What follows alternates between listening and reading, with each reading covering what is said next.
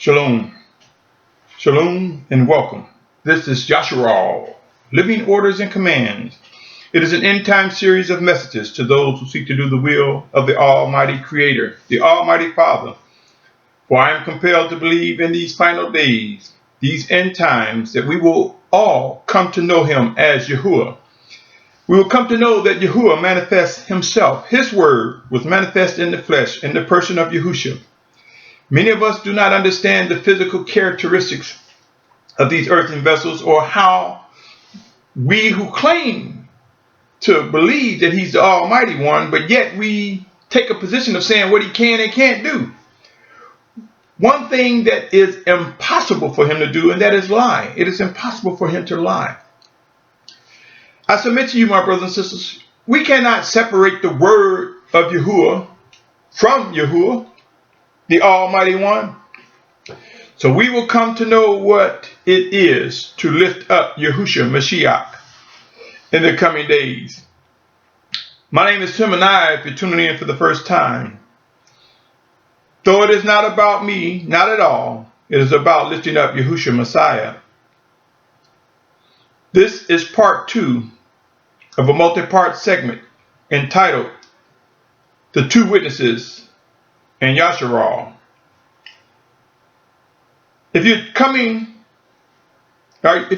in for the first time, I invite you to listen to part 1 and to listen to this multi-part segment in sequence to get the full benefit. If you're returning from part 1 and continuing on with me in part 2, I salute your patience, your tolerance, your pursuit of set apartness. I strongly praise the Most High for anything that is set apart coming from me, that the Almighty Father gets all credit and esteem. With that said, let us continue with this multi-part segment, again entitled The Two Witnesses and Yasharal. Let me read the following. 1 Thessalonians 5:4 says, "But you, brothers, are not in darkness, so that this day should overtake you as a thief." Not in darkness, my brothers and sisters. Keep in mind the importance of seeing. And if we see, do we not have an obligation to testify of what we see, to be true witnesses of what we see? O Yasharal, rise up and understand the importance of being a true witness for the Almighty Father. In the name of Yahusha Mashyach, rise up, O Yasharal. 1 Samuel 2:27 reads, "And the man of the Almighty One came to Ali and said to him, Thus says Yahuwah, did I not clearly reveal myself to the house of your father when they were in Mitzrayim in Pharaoh's house?" Daniel 2:47 says, "The sovereign answered Daniel and said, Truly your Almighty One is the Almighty One of all, the Master of sovereigns and a revealer of secrets, since you were able to reveal this secret." Isaiah 56:1, "Thus says Yahuwah, guard right rulings and do righteousness, for near is my deliverance to come and my righteousness to be revealed." I submit to you, my brothers and sisters, it's about revealing. It's about looking and witnessing what is revealed to us by the Almighty Father through the Spirit of Yahusha Mashyach, and speaking on the things that are revealed as He direct and guide us, speaking on the things we see, lifting up all that is set apart, lifting up Yahusha Mashyach. Matthew 10:26 says, "Therefore do not fear them, for whatever is covered shall be revealed, and whatever is hidden shall be made known." Can I stress and emphasize these words enough, my brothers and sisters? Absolutely not. John 17:6, "I have revealed your name to the men who you gave me out of the world. They were yours, and you gave them to me, and they have guarded your word." I pray that clearly by now one can be able to see the importance of seeing, why it is critical to be able to discern and respond to what is revealed to us by the Spirit of Yahusha.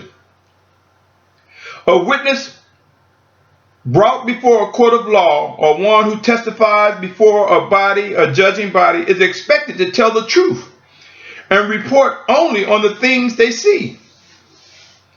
A witness is expected to tell the truth and nothing but the truth. The judging body's expectation is to only hear what was witnessed as best as possible.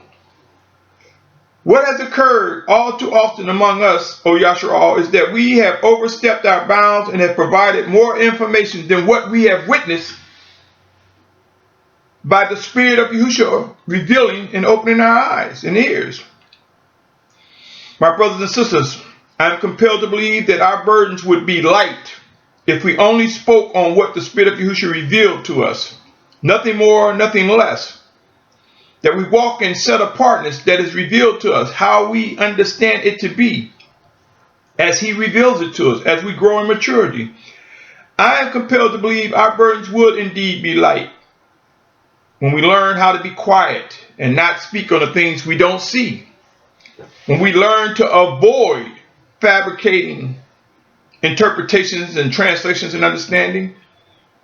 Let us not fabricate, but let us study and pray and grow strong in our understanding and in our relationship with the Spirit of Yahusha, and reveal only what is shown to us. Make known what is shown to us by Him, the Spirit of our Mashyach.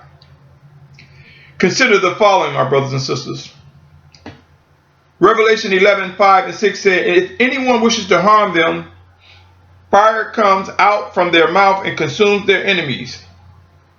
If anyone wishes to harm them, he has to be killed in that way.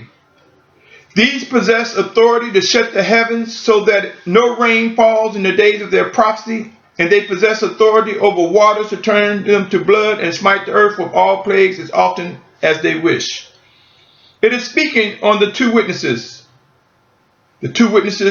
whom I believe, again, as I stated, are walking this planet, that have reached adulthood, that are being refined by the Spirit of Yahusha to execute His instructions with precision, to testify, to be a witness of what is from above, revealed to them by the Spirit of Yahusha Mashyach.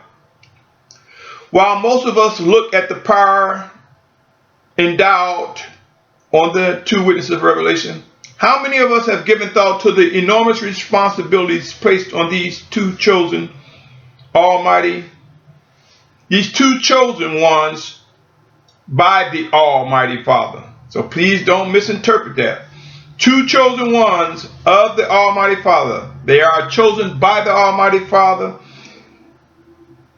They will give testimony to His plan in the name of Yahusha Mashyach. Do you honestly believe they will be full of joy and take pleasure in their ministry? Has anyone given thought to the individuals who will be consumed by fire at the word of the two witnesses? Who has paused to consider the family, friends, and loved ones who may be on the receiving end of that fire, who may be killed by that fire that will come at the words of the two witnesses? Do you honestly believe the witnesses will take pleasure in such? What about shutting the skies and adding to drought conditions by ordering the rain to cease? Who has given thought how these individuals will feel knowing that they are ordered to shut the heavens, the skies, and contribute towards widespread and prolonged drought? It is not a joyful task, but I am compelled to believe it is a task that is ordered by the Spirit of Yahusha. And they will testify. They will give witness to the orders they receive from above and execute them unwaveringly. Have we considered that the conditions that will arise will be humbling times for Yasharal? Have you considered those who will be in the midst of the areas where rain will stop and waters will be turned to blood? Yes, there will be many people, and I believe even brothers and sisters, who will reject the two witnesses, who will be mad, angry, disappointed in the two witnesses, wanting them to reflect their actions centered around them, Couldn't they have waited to turn the water into blood till I got out the way? Could they have waited to send fire down till I moved my brother, my sister, my child, or myself out of the path of the flames? Yes, you see, my brothers and sisters, the Most High does not discriminate, and his word will be fulfilled. And there will be some who are indeed our brothers and sisters who will reject the two witnesses, who will reject the responsibility of being a witness to Yahusha Mashyach themselves. And they will face an unpleasant end. But there will be those who will be obedient, who will discern and bear witness to all that is set apart. There will be those among Yasharal, yes, Yasharal, who are witnesses to set apartness, and who will be a witness to the actions of the two witnesses of revelation. I submit to you, my brothers and sisters, pray and watch. The life and the truth in these words will be made known to the obedient. The two witnesses will be required to accomplish much with discipline and precision out of obedience to the Spirit of Yahusha Mashyach. And we too, O Yasharal, will find ourselves bearing witness, set apart and true witness. We will confirm all that is set apart, all that is going forth. We will confirm, reaffirm, and acknowledge the plan of the Most High unfolding. And we will come to see that the two witnesses of revelation will indeed be the last two shepherds of Yasharal before the return of Yahusha Mashyach.